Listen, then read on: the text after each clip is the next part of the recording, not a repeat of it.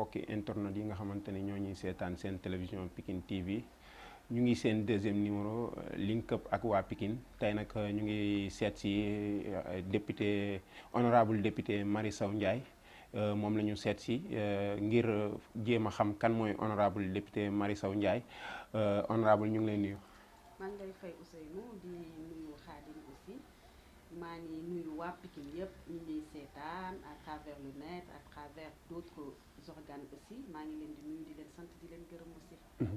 honorable tey link up de Pikine gane si na la tey bu ñu doon wax kan mooy honorable député Marie Sow Ndiaye lan nga ñuy wax tey. question boobu nag man tout le temps daf may reetaanloo parce que wax sama bopp dafay jafe le plus souvent. jàppal ni daal Marie Sow Ndiaye xalelu Pikine la juddoo Pikine màggee Pikine yaroo Pikine cursus scolaire am yëpp mu defee ko biir Pikine aussi génnuma syndicat ak Gaynde Fatma ba peut-être am na leneen lu ma fa xaw a génne tuuti mais doomu Pikine laa. Fadilou Diop école 7 laa jàngee Fadilou Diop ak lycée Limamoulaye mokk si xalelu Pikine yëpp nag lépp lu xalelu Pikine yi def it mën naa wax ni def naa ko. jàngi naa bi ma waree jàngi. fo naa bi ma waree fo mais aussi jël naa sama destin en main bi ma ko waree jël en main. donc bu amee yeneen question yoo xamante ne ay questions subsidiaires lay nekk ci biir yu ñu war a bëgg a xam ci man aussi. bi ma waree engagé wu en politique aussi je peux dire que engagé wu naa en politique. parce que nag dama judd ci famille boo xamante ni mën naa ko ni c'est une famille carrément politique. donte bokkuma ak ñoom yoon nag bokkuma ak ñoom yoon parce que je suis née d'une famille socialiste mais yàlla xiir ma ci Abdoulaye Wade peut-être aussi mu amoon benn déclic ci man. ma yàgg fréquenté sama ay mag sama ay cousines sama turandoo ñu nekkoon de purs libéraux. donc mën naa ko ni amour boobu ñoom ñoo ko inculqué ci man. ma gisoon aussi à l'époque lu ma doon xale gis Abdoulaye Wade comment il en voulait pour ce peuple là nu mu fonke woon askanu Sénégal nu mu doon dawee askanu Sénégal donte sa xam-xam doonul woon bari. sa yëg-yëg rek nga doon demee donc yëg-yëg daal mën naa wax que ni moo ma dugal parti démocratique sénégalais. parce que dama mës a nekk nit koo xamante ni dama contre injustice. wax nga ko ci sa biir wax kañ nga dugg ci parti démocratique sénégalais. waaw parti démocratique sénégalais nag bi ma siy dugg amoon âge vote parce que Benjamin laa duggee. ok dugg naa Benjamin def naa benn trajectoire bu ndaw biir mel parce que jànguma mel automatiquement ma dem biir UJTL. donc ba tey jii nii yàlla ñu toog fi di xaar nag mu metti lool. parce que ñëpp xam nañ que ni jaar nañ fi pouvoir mais bi ñuy jaar pouvoir ay tout tànk la ñu woon. donc bu ñu dellu see tey nekk opposition yàlla peut-être yàlla moo ne woon dinañ toog xaar ko fi aussi. ba tey cëru député fekk ñu fi mais daal su ma lay wax daal mooy que ni man bi may dugg parti démocratique Sénégal dama ñëw en tant que Benjamin. honorable lan mooy sa ambition politique. waaw xam nga nag suba moomuñu ko yàlla moo ko moom. tey mën nañu wax que ni passé. daf ñu servir de leçon mais le futur ne nous appartient pas, c'est du domaine divin. Le présent nag ñu ngi koy dund muy suñu engagement suñu pas-pas suñu yëg-yëg maintenant nag dañuy dem ànd ak Abdoulaye Wade ndaxte nag du ma ànd ak Abdoulaye Wade ba fii tey may xalaat leneen wala may nam ma leneen ñëpp xam nañ ni ku njëkk ci loxo Abdoulaye Wade dootoo bëgg dara. yàlla def na nag mu ngi sama biir xol. tey jii maa ngi ci parti démocratique sénégalais génnuma biir parti démocratique sénégalais laa nekk. donc parti bi fu mu ñu yabal rek ñu dem fa. lu mu ñu joxoon it ñu doxee ko. parti démocratique sénégalais yaa ngi ko wax est-ce que parti bi tasul. waaw parti ba na tas nag yooyu nag. PDS kër gi rek. kër gi. ah ñi fi bàyyi ko bari na de. waaw noonu la. déggoo ñu naan la parti démocratique sénégalais xalu ndéef la da ngay sonn rek waaye tout le temps day jógaat. gaar boo demee dina am ko wàcc. waaye boo benn wàccee fukk dina yéeg. dégg nañ ci woy ba ñu ne fii Pikine da nga soxla maire bi ndax yow loolu mën nga ko déggal. xam nga nag man nee naa la du ma jiitu paaka ci mbaram parti laa nekk parti moo ma tënk la ma war a am ci parti bi. du ma yëkkati sama loxo ni lii laay laaj. kon daal da ngay xaar parti bi. damay xaar sama parti donte nag la ma war ak sama askan la ma war loo man ak sama askan dama koy tooge ba mu mat. li ma war a dox sama parti dama koy dox ba mu mat su ma amee nag jël. parce que nag ñëpp xam nañ que ni jot na Pikine jël envolu boppam. jot na aussi ñu ñam jigéen ñi tànte nañ góor ñi ba sonn dara doxul. kon daal da ngay jàpp ni Pikine dara doxul. dara lépp a taxaw yow si bopp xam ngeen ni lépp a taxaw Pikine bu doxoon dina ne tekk nii Pikine kenn mësu ko xam ci tekkaaral. Pikine mouvement lañ ko mës a xam ne nguur gu mës a ñëw dañuy wañ sa loxo nga jox ñu li ñu war a jox mais nguur gi jàpp leen que ni 2012 ans maintenant lan la Pikine am ku gis lu Pikine am rek na ko wax nag. ah Pikine kay li am bari na gis nañ arène nationale gis nañ yeneen ak yeneen yoo xamante ni Pikine am. xam nga nag yàpp Pikine weesuwul nga confiné ko ci lutte musique danse ñun licence la ñu tal master ak doctorat waaye taluñu lutte musique danse et puis arène boo xamante ni dag ñu ko defal yokku ñu joote agression bi tey la gën a yokk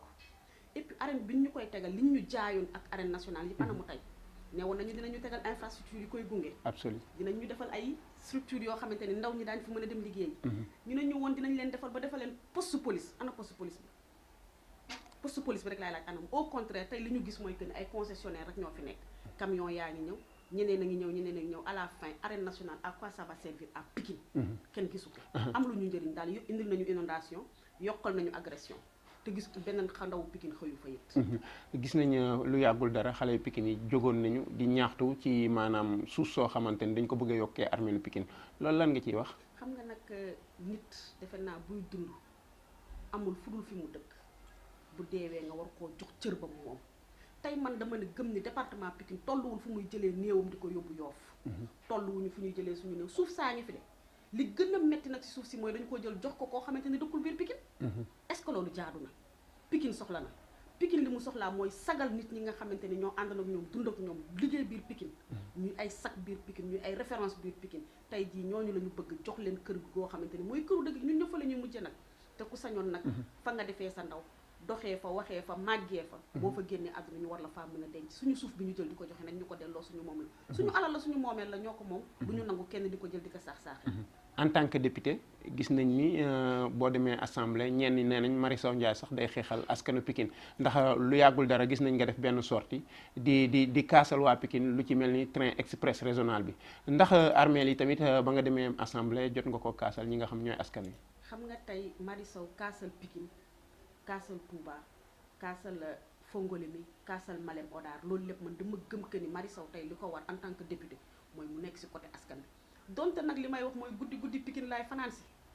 donc nag bu ñëpp soxlaa tey jii bu Sénégal njaay yëpp laajandoo woon tey Pikine laay njëkk taxawal su ma taxawalee Pikine nag ba pare du tee ma ubbeeku ba mën a ëbbaale ñëpp su ma li ma def si terre bi ma koy def sama xol laa demee parce que dama am ay mbokk ñu dëkk ginnaaw raay man ma dëkk Pikines ñu daan jëlante di wax kii naan man maa dëkk caggal raay kii naan man maa dëkk caggal raay à la fin xamuñu woon sax kan moo si dëkk ginnaaw raay parce que ki nekk côté bii danaan man maa nekk ginnaaw raay ki nekk côté bii danaan maa nekk tey jii ñu gis ñu dëgal ñu benn mur de Berlin xañ ñu lépp tey su ma waree dem ginnaaw raay damay dem jëri RN1 bi pour mën faa dem wala su fekkente ni damay jël si contournement yi aussi dinaa rencontrer ay difficultés pour mën a egg fi ma jëm parce que déviation yi bari na kërën yi bari na ba tey lañ ñu si waxoon lépp amul ni ma def pour arène nationale def ko pour TER bi noonu laay continuer di def pour askanu Pikine parce que nag lu ma liste nationale fal doomu Pikine laa sama carte d'identité nee à Pikine moo si nekk nii feneen nekkul comme nee à Pikine moo fi nekk nag te lu mu guddi damay fanaan si Pikine bu événement amee ñëpp bu ñuy wut fu ñu dem man Pikine laay ñëw donte sax dinaa am benn part bu xaw a dem Ndar Pikine laay fanaan si donc li ma war rek mooy même Ndar sax am na Pikine waaw Ndar am na Pikine sax Pikine nañu fa Pikine 700 mu ngi fa donc lu mu guddi Pikine laay fanaan si doomu Pikine lu mu soxla suba bu ngoon jot dama siy taxaw xar si sama tànk tubay parce que sama yëfu bopp la sama moomeelu bopp la Pikine dama gëm que ni kenn Pikine aujourd'hui ne peut pas se faire sans Marie Sow donc Pikine lépp lu mu sumb loxo Marie Sow day nekk si biir bu soobee yàlla absolu kon yéen ñi nga xamante ni yéen ñuy seetaan seen émission bi di Link Up ak waa Pikine tey ñu ngi ànd ak honorable député Marie Sow Ndiaye tey ñu fas yéene waxtaane yenn ci jafe-jafe yi mu mel ni Marie Sow nu mu tuddati assemblée nationale bari na coow de temps yi mënu bëri coow non temps yi moom amul coow temps yi assemblée dafa amul sax bay coow xam nga lu am mooy am coow da nga naan kay avant ñu ñuy siif coow amoon na te coow li ko waral mooy que ni ñi ànd ak askan bi dañuy bañ ku leen siif ku leen bundu xataal ku takk buum seen bakkan di leen diri loolu moo indi woon coow li te tey jii je pense que bu ñu demaatee tuuti nit ñi dinañ gis que ni le temps nous a donné raison li ñu doon bañ mooy assemblée nationale bu tëj rap tey assemblée dafa tëj rap tëj na kay rap dinañ ne dëgg la contexte am na fi parce que bu ñu nee contexte mooy Covid 19 am na fi mais aussi yaakaar naa que ni Covid 19 bi tey si lañ waroon gën a soxla assemblée nationale tribune yi ñuy jël di ko utiliser di def gouvernement face à la presse tey ji assemblée la waroon xewee assemblée bi nga xamante ni moo la nattal li nga war a liggéeyee assemblée bu nga war a ñëw rendre ko compte ne ko man kat bi nga ma nattalee budget temps lii laa si def même si Covid jaar na fi am naa quelques blocages par rapport à ça mais def naa si lii fii taxaw naa waaye li ma taxaw kat lii moo ko waral muy pandémie bi mais tey ki ñi ñu war a déglu ñëpp mënuñu leen déglu ñu war a waxal ñëpp mënuñu leen waxal ndaxte boo fi ñu ne le contexte Covid assemblée sax buy convoqué day tànn ña muy convoqué. donc moi je dis que assemblée bu war nañ ko xoolaat. donc coow amul assemblée. fi nekk assemblée dafa muur. gis nañ ni voté ngeen loi d'habilitation bi. tey gis nañ ni may nañ président Macky Sall mu am sañ-sañu def lu ko neex ci li nga xamante ni moom moo di suñu constitution tey en tant que député gis nañ ni benn député bu bokk ci benn groupe parlementaire génn na taxaw ni yéen waa PDS da ngeen ko seetaan loolu lan nga ciy wax. ñoo bokk groupe parlementaire. loolu du loi d'habilitation modification loi 69 la woon mooy loi bi nga xamante ni moom moo tënk état d'urgence ak couvre-feu. xam nga état d'urgence ak couvre-feu. constitution moo ko maye. loi bi Macky Sall fi la ko fekk Abdou Diouf fi la ko fekk Abdoulaye Wade fi la ko fekk Abdou Diouf nag amoon na couvre-feu Macky Senghor amoon na couvre-feu Abdoulaye Wade mënoon am couvre-feu te defu ko parce que dafa privilégié woon dialogue tey Macky Sall indiwaat na couvre-feu donc mu nekk loo xamante ni du moment que yoon may nag mën na ko def mais yoon du la bu la mayee da ngay jaar fa la ko yoon teg assemblée la wax jaar fa boo décrété sa 12 jours bu 12 jours yi jeexee ñëwal assemblée ñaan ka mu dolli la loolu lañ ko wax mais tey modification bi mu indi mooy que ni damay buur damay bummi maa jël lépp maay président de la république maay assemblée nationale maay ministre ba wala bu amee lu tuuti lu may délégué sama cër boobu noonu dama koy délégué foo xamante ni coow du fa am te li ma bëgg la ñuy def fi ma bëgg ñu xool la ñuy xool maanaam daal tey Sénégal bu ko neexee fii ba 2024 def ñu état d'urgence ñun yóbbu ñu couvre-feu perpétuel couvre-feu la ñuy def te boo gisee nii man li ñu siy gën a déplorer mooy que ni boo defee première couvre-feu décrété état d'urgence une première fois balaa ngay wut leneen def naa da nga war a ñëw ñu càmbar ko xool fan la baaxee xool fan la sooxee ñu opposition lañ nekk dëgg la mais bu ko indi woon mu jaar yoon dañ siy ànd parce que bu mu njëkkee ñëw dañ siy ànd parce que xam nañ ni contexte bi moo ko laaj maintenant pour revenir si question bi nga wax par rapport ak député bi ngay wax noonu ñoo bokk groupe parlementaire defe naa nag buñu ne ñoo bokk groupe parlementaire te ëmb naa wax ji groupe da ngay am discipline de groupe am esprit de partage parce que nit loo xalaat si biti bu fekkente ni amuloo kër lañ la wax demalal sa bopp mais am nga kër gi am bunt am parentère boo amee xalaat bu rafet da ngay ñëw ba si biir kër gi nga waxtaanee ko kon da nga jàpp ne da ngeen a waxtaan waaw waxtaan amul nag waxtaan amul parce que bu fekkente ni da nga jël initiative bu mel noonu muy initiative boo xamante ni bonul de initiative bi bonul yoon bi ñu jaar moo bon parce que yoon boo xamante ni da nga ne xaaral ma def lu ma neex bu subaa ñu ne man diw maa ko def ñun loolu lañ déploré ñun li ñu gëm mooy que ni tey lépp lu ñuy def dafa war a nekk pour askanu Sénégal mais waratul nekk pour intérêt Marie Sow wala pour visibilité Marie Sow wala Marie Sow bëgg buzz aussi pour def ko Marie Sow booy wut buzz da nga koy wutee ni neen mais doo wut buzz si kaw gaañ askanu Sénégal parti démocratique sénégalais nag li ma la wax sànq rek moo fi nekk paaka la kenn du ko jiitu si mbaram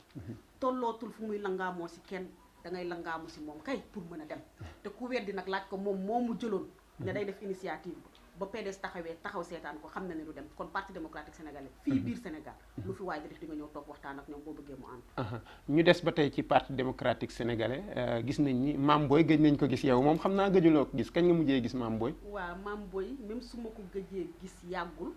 mais ñu ngi jokkoo parce que am nañ yoon yu ñuy jokkoo xam nga nag Mame Boye dafa xol suñu biir xol yi ñu bëgg ko lool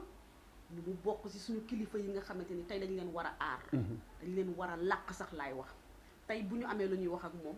moyen yaa ngi fi on peut communiquer par téléphone on peut communiquer via mail mais l'essentiel est que ñu ngi déggante ak moom ñu ngi waxtaan ak moom balaa ñuy def dara aussi daañu jël suñu téléphone waxtaan ak moom Mame Boye a ngi ci jàmm alhamdulilah ndax jotul woon yéen ndaw ñi ngeen wax ko mu noppalu retraité tuuti ci politique noppee ko gën mu retraité tuuti ci politique noppee ko gën xam nga politique mooy loo xamante ni boo si xasee ba dugg mënu doo ko bàyyi tey Abdoulaye Wade si baaxam ñeen na la chef de quartier sax mënatu ko nekk xam nga ki leneen chef de quartier mënatuma kaa nekk bëggatuma ko xam nga li ko wutul dara si parti waaye dafa nekk nit koo xamante ni dafa porté parti bi dafa jur parti bi tey balaa nga naan ko demal nga noppalu ji au moins sax lii ñu teg doomam ji Karim Wade ñu jéem koo dindi ba pare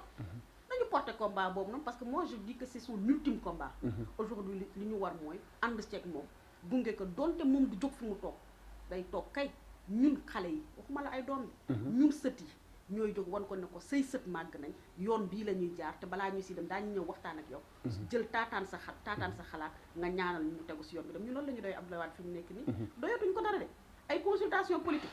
Abdoulaye Wade fii waxuma la Sénégal adduna bi ku fi bëgg def dara mu réussir di nga ko consulter. su fekkee bëgg nga réussir boog laa la di nga ko consulter waaye nag bokkuñu si xale yooyu nga xamante ne dinañ naan am nañ ndaa kaay ñu toj ndaa bokkuñu si ñooñu. macha allah am nañ daa kaay ñu toj ndaa muy kàddu yi nga xamante ni mooy honorable député Marie Sow Ndiaye wax honorable mu mel ni yaa ngi koy wax sànq ci sa biir wax nañ ni parti démocratique sénégalais bu ñu tuddee ndaw ñi rek xel yëpp dinañ dem ci maanaam ki nga xamante ni mooy Marie Sow Ndiaye ak Mame Diarra Fam mu mel ni yéen dafa mel ni da ngeen nekk ñaari ndaw ñoo xamante ni da ngeen di déranger li nga xamante ni mooy parti pouvoir quoi. waaw xam nga nag da nga tudd sama yaay léegi au passage maa ngi koy nuyu maman Mame Diarra Fam ça di nuyu maman Woré Sarr parti démocratique sénégalais moo tëddoo noo xamante ni tey ñun jooy ñu référence lépp lu ñuy wut rek ñu ngi suñu biir kër gii tey boo xoolee Woré Sarr mu takk ndiggam yéeg si pupitre assemblée nationale wax ba jooy lan moo ko waral bëgg bu mu bëgg Abdoulaye Wade mais yëg bu mu yëg Abdoulaye Wade si nu mu koy yëgee mooy que ni xam na ne Abdoulaye Wade day am lu ko metti bu gisee ñuy bundu xatal askanu Sénégal tey mën nañ nekk ñuy déranger pouvoir mën na nekk bariwuñu même parti bi sax am na ñu ngeen ciy déranger. bon parti bi nag mën naa laa wax que ni nag mën bu fekkee dérange ñun ñu mu ñëw suñu biir kër nag yow bu fekkee dafa am lu nekk suñu biir kër te yëguma ko nga wax ma ko ah waaw mais yéen man de suñu parti yëguma fi dara ñun de ñu ngi si jàmm ñu ngi gisee ñu ngi diisoo ñu ngi waxtaan kon daal jàpp nga ni parti bi déranger wala ni kenn ñu ngi si jàmm ak salaam parti démocratique sénégalais ñun ñu ngi si jàmm ak salaam et Woré Sarr moom mooy chargé des femmes mu ngi consulter ñëpp mu ngi waxtaan ak ñëpp donte fi ñu nekk ni activité mënu fi am parce que contexte Covid bi moo tax mais lépp lu ñu war ñu ngi koy def lépp lu ñu war fu ñu war a teew ñu ngi fay teew aussi parce que nag am na loo xamante ni lépp nga mën a tànqamlu fi nga war a dem di nga fa dem te bu ñu fay dem aussi dañ fay dem en harmonie donc suñu biir kër gii jàmm ak salaam rek alhamdulilah mbokk yi ñuy seetaan ba léegi ñu ngi ci seen émission bi nga xamante ni mooy link up ak waa Pikine tey nag génnuñu Pikine ba tey ndax ñu ngi ànd ak honorable député Marie Sow Ndiaye su ko defee rek mu mel ni sànq ñu ngi doon waxtaan ci Mame Boye waaye ginnaaw Mame Boye nag doom war naa ñëw nag. agenda doom moom xanaa yow yaay assistant particulier déet ndax da nga yor sa agenda déedéet dañoo war a laaj ndax doom kañ lay ñëw. xam nga da nga yor sa agenda non yoruma agenda. non yor nga sénégalais yi ñoo soxla doom ñëw. xam nga yow sa agenda bopp tey mën nga si dugaloon bu fekkee Karim da nga yor agenda am aussi non yoruma agenda Karim Wade waaye sénégalais yi ñoo soxla Karim Wade ñëw fii ci réew mi. sénégalais yi bu ñu bëggee Karim Wade ñëw nañu dem si Macky Sall mi ko exilé mu delloo si waat ko si biir réew mi kon yéen nangu ngeen ni dañ ko exilé. c'est le seul prisonnier xam nga ndax moo tax ñu koy nangu c'est le seul prisonnier bu ñu génnee Rebeuss jaar pamti pamtee ko mais est-ce que loolu du ay dil mayuma ñëw yéen bu fekkee da ngeen xam ne dil ngeen définir ñu ko pamti pamtee ko passeport biir prison Karim Wade ko fi am jet privé taxaw di ko xaar Karim Wade ko fi am kese ñu jël ko yóbbu ñoom nag ña ko defal passeport ba teg jet privé ba yóbbu ko heure bu ñu paree nañ ñu ko delloo si l'essentiel daal li ñu leen wax mooy kën bu fekkee bëgg nañ jàmm élection fii biir Sénégal présidentielle parti démocratique sénégalais dafa soxla candidat muy Karim Meïssa Wade mais yéen du ngeen am candidat parce que Karim du ñëw. kon yow Macky daf laa dee loolu déet yéen kañ ngeen dala topp ci président Macky Sall pour mu indil leen Karim Wade. dafa ragal moo tax moo tax looloo tax nag. daa ragal jëli gi waaye fi mu nekk ni comme jeexal na day dem xanaa dina ko ba mu ñëw nag mu neex ko jeexal na moom day am troisième mandat. Bon voilà kon kay jaruloon muy dem référendum bay def nul ne peut avoir 2 mandats consécutifs wala loolu tamit dafa bëggoon yàq xaalis Sénégal moo tax mu yóbbu woon ñu référendum tout en sachant que du ko def xam nga moom nag li ñu fi wax da koy def te def ko bari moo tax ñu xalaat ni mën na def troisième mandat. mën na koo def waaw kooku nañ dem askanu Sénégal dinañu àtte ak moom bu boobaa yéen 3 moom fii gasi bu boobaa yéen parti démocratique Sénégal lan moo war a nekk seen taxawaay. bu si eggee di ngeen xam nag déggoo li ma la wax parti bi moom bareetul doole na mu meloon. waaw Abdoulaye Wade bu musaani génn fépp fees loolu moom. xam nga parti léegi yaakaar naa syndicat sax mënoo leen koo feesal. xam nga parti bi am na doole amul doole ku weddi laaj ñi fi jéem a def manifestation te parti bi woo ko si kon xam nga ni parti démocratique sénégalais mooy xoromu Sénégal fii ku fi bëgg def dara mu neex di nga ko si boole ku fi bëgg def dara mu baax di nga ko si boole yàllaa ko def nañu nangu rek dogal la boo xamante ni yàlla moo ko teg si kaw Sénégal te muy dogal bu baax nag ñu war koo jël di ko glorifié wu parce que nag koo xamante ni dafa njëkkee si clandestinité ba tey jii mu taxaw teg yor parti bi jël réew mi yaa ngi wax Karim Wade Abdoulaye bu muy jël réew mi ñaata la toog nekk biir Sénégal yàgg na te moom it Abdou Diouf a ko fi jële woon de ba mu ñëwee jëlul réew mi may ñu def noonu Karim Wade ñun génération voilà mbokk yi nga xamante ni ñoo ñuy bàyyi xel di ñu seetaan fu ñu mën a nekk rek moo xam ñi ñuy topp ci Instagram wala ñu ñuy topp ci Facebook bi wala YouTube bi fu ñu mën a nekk rek di rafetlu jotaay bi ñu ngi rafetlu ànd bi ngeen koy ànd ak ñun di fàttali rek ñi ngi ànd ak honorable député Marie Sow Ndiaye tey ñu fas yéene waxtaanee li nga xamante ni moom mooy jafe-jafe yi nga xamante ni Pikine am na ko waaye tamit laalaale li nga xamante ni moom moo di Parti démocratique sénégalais Marie Sow ñu bari nag ci sénégalais yi yóbbante la nee nañu dañoo sonn war ngeen leen a waxal ni dañoo sonn ci couvre-feu bi. ñun xam nga bu fekkente ni damay utiliser sama cëru député. bi ma waree wax naa bi ma waree alerter it alerter naa parce que bi may alerter commencé wu ma si bi ñuy modifier loi bi dama alerter si loi d'habilitation bi bu mu ñëwee. absolument attention fan lañ jëm ak ñun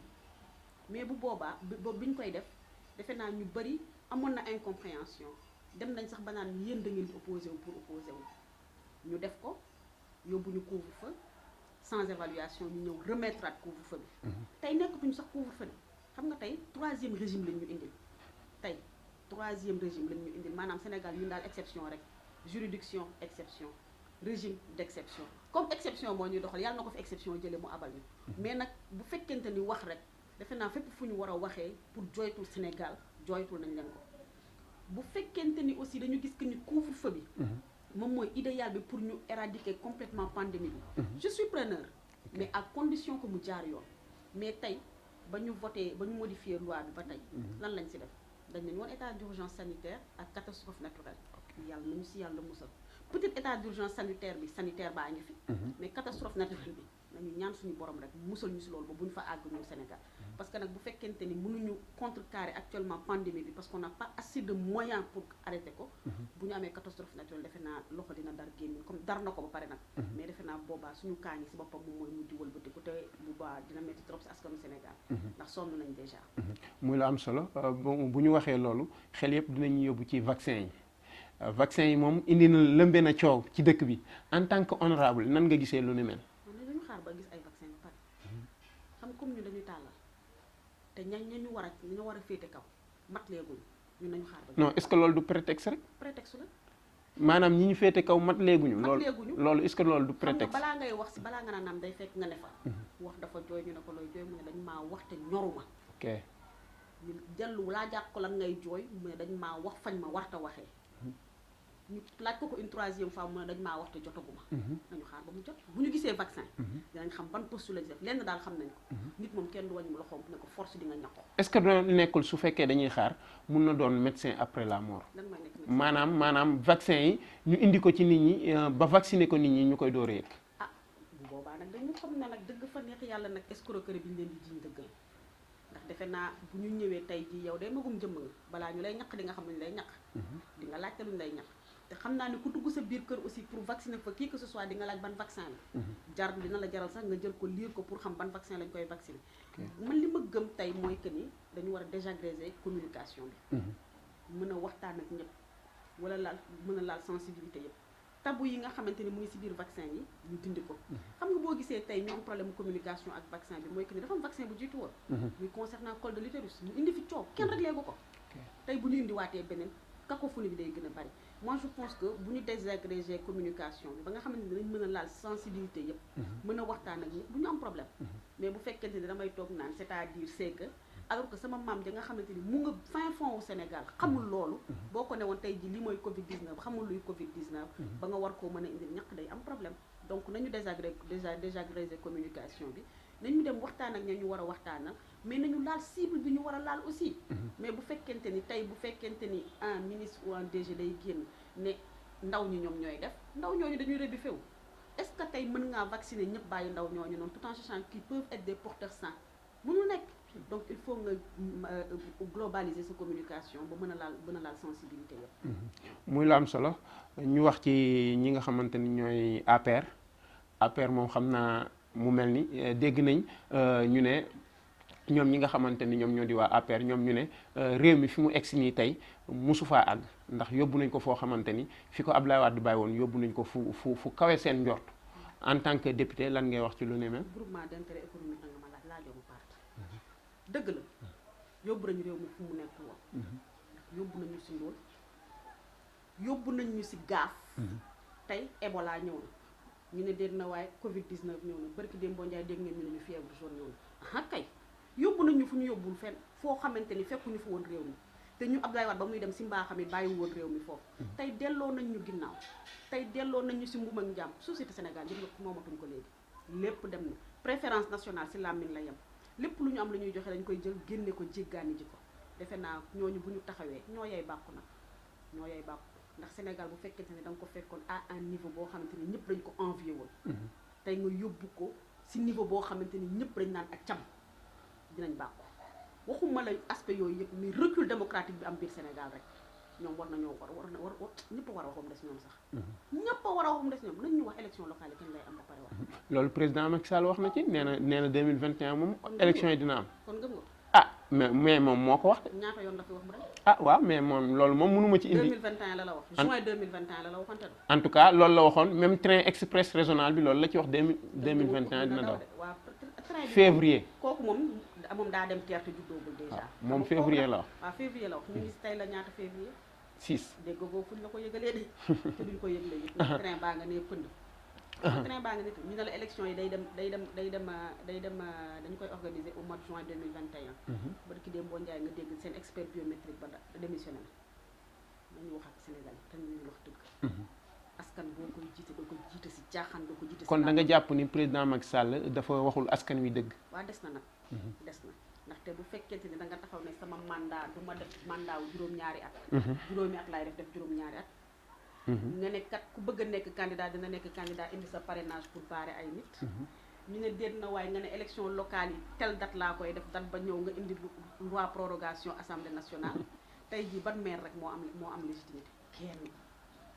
juróomi at la ñu faloon suñuy maire tey maire waratul génn sax si gox di woote conseil municipal waratuñu sax génn di wax ñoom dañu war di waaf nañu raser mur rek te dem seen yoon macha allah muy lu am solo ñu fàttali ñu ngi ànd ak honorable député Marie Sow Ndiaye ci seen émission bu mag bii di link up ak waa Pikine mu nekk ñaareel numéro honorable mu mel ni dañuy desaat ci Pikine ndax Pikine lu ma ñor la gis nañ Pikine amul benn infrastructure xam nga lu tax du ko am ki yor réew mi dafa wegul ñamu àndal Pikine bu leen wegoon ñoom ñamu àndal wala ñoom ñu nekk ay bañkat defe naa tey Pikine waroon na romb fii Pikine tey ñu ngi ko doon xalaat si beneen niveau tey booy wut ressources humaines bu compétente biir Pikine ñaa ko fi de ñoom seen biir googu sax ñaa ko fa ñoom groupement d'intérêt économique am nañu ressources humaines bu compétente waaye nag comme kii sama xarit la kii moo ma nangul ñoom la ñuy fal defe naa Pikine dina yéex a jël enveloppe bu fekkee sa xam nga man opposition laa nekk ma pouvoir donc tey pour ma jël yenn décision yu biir Pikine mënuma ko mais nga wax sa xalaat sama xalaat moom mu dëgg fa ni xel kenn du ma bayone nag man sëgam ba ma nekkee lu ndaw ba tey lañ ma bayone wu tey jii lañ may bayone ba nga xamante ni am naa as tribune gu ma ko mën a waxee soo ma bayonee fépp tribune baa nga fee maa ko moom te am naa nag defe naa 9 mois yoo xamante ni heure bu ma bëggee wax war naa ko mën a wax bu Macky Sall nangul woon suñu prérogative donc tey Pikine li ko war mooy ñu booloo nekk def benn say mais ñi nga xamante ni ñooy nos dirigeants aujourd'hui à Pikine dañu war a jël seen courage à deux mains xam nañ Pikine fa muy sooxee de bu fekkee bëgg nañ ko defar bu fekkente ni am nañ tuuti yëg-yëg si Pikine te bu fekkente ni seen Pikine te dëgg la aussi parce que nag doxandéem yi bari na fi de doxandéem yi jiite Pikine bari na fi lool il faut ñu nangu que ni Pikine pour nga mën ko defar il faut nga xam fa muy sooxee il faut nga xam fa muy méttee il faut nga xam que ni bu ma duggee guy faatu may ga kat côté bii dina taa il faut nga xam ne Pikine Est ba daawul taa ba groupement d'intérêt économique jëlee réew mi dañu defal kenn xamul na Pikine Est commencé taa il faut ñu nangu que ni suuf si ñuy saax-saaxe biir Pikine ñun xam nañ ko xam nañ nan lañ koy defee mais bu ñu bokk si li nga xam ne dañuy bokk si paacoo boobu noonu paacoo boobu nag moo sonal Pikine tey fi mu nekk nii tey ku si nekk sa bopp ngay dawal ku si nekk yaa ngi def di xool naan kat comme du ma dellu si parce que ñoom ñëpp gëm nañ duñu dellu si parce que nag ils n'ont rien fait de bon xam nañu duñu dellu si tey ku si nekk yaa ngi wut loo def sa poche ak loo defal say mbokk mais nag il est grand temps que Pikine jël courage am à deux mains il est grand temps que jeunes yi nekk biir Pikine aussi te naan duma politique ñu jël seen courage xam ni politique qui ne la fait pas la subit il faut ñu bañ di subir nañu jël suñu courage nañu booloo am na foo xamante ni ba fa tolloo si politique esprit partisan bi da nga koy xaw a teg de côté jël lépp pour l'intérêt d'une communauté pour l'intérêt d'un département ngeen mën a dem pour am li ngeen bëgg mais bu fekkente ni tey PDS dañ naan PDS ñoo yàq APR ñëw di rajaxe kan mooy yor réew mi PDS nag moom ñëpp xam nañ que ni defar rek la fi nekkee woon. bañ na ko ba dañu doon jiñ ay jinax naan fu ne gas nañ fa waaye gas boobu defe naa moom bi mu ñëwee la ñu gasoon bu ko mënoon dale tuuti rek Pikine doon na jël enveloppe mais dafa dalewul mais dafa ñëw yokk gas ba pare bàyyi fa gas ba jël ndox tey ji moo ñu indil problème yi. honorable waxtu yu ñu mayoon mat na ñu sant la gërëm la lan ngay tàggatoo. maa ngi leen di sant di leen gërëm encore une fois de plus di leen tatagal aussi si ñëw bi ngeen ñëw ba sama biir kër climat bi c'est vrai que c'est un peu défavorable et tout maa ngi leen siy sant di leen gërëm di sant waa Pikine yëpp aussi di wax que ni li may yàgg di wax rek Mary Sow benn lam la te benn lam du yëngu donc yal nañu yàlla may tal ak fekkee yal nañu toog bay nettali pandémie bi mais yal nañu yàlla may courage aussi boo xamante ni daañu mën a taxaw eggale suñu mbëbët pour le département de Pikine qui nous est très cher. Il faut ñu nangu aussi que ni xamuñu leneen mënuñu leneen bëgguñu leneen Pikine la ñu xam comme Pikine la ñu xam nag je tends la main à tout le monde pour ñu booloo nekk benn pour que Pikine jël enveloppe et il est grand temps que Pikine tey jii bokk ci département phare yi nga xam ne ñoom la ñuy cité comme il l'a été et comme il l'a toujours été et comme il continuera à l'être aussi parce que nag ressources humaines compétentes mu ngi biir Pikine tey amul sphère de décision booy dem boo limee benn bu dëkkul Pikine deuxième ba Pikine la dëkk donc loolu sax la mais il faut ñu valoriser ko mettre ko en exergue ba nga xamante ni Pikine moo siy gagné. donc maa ngi leen di sant encore une fois di leen gërëm et di wax ni bu wax ji dëgëree ñu jéggal ma si bu jubee aussi ngeen xam ni rek ndaw lañu rek bu ñu yónni daal mais tout c'est dans l'intérêt de Pikine et tout on le fait pour Pikine aussi donc je vous remercie.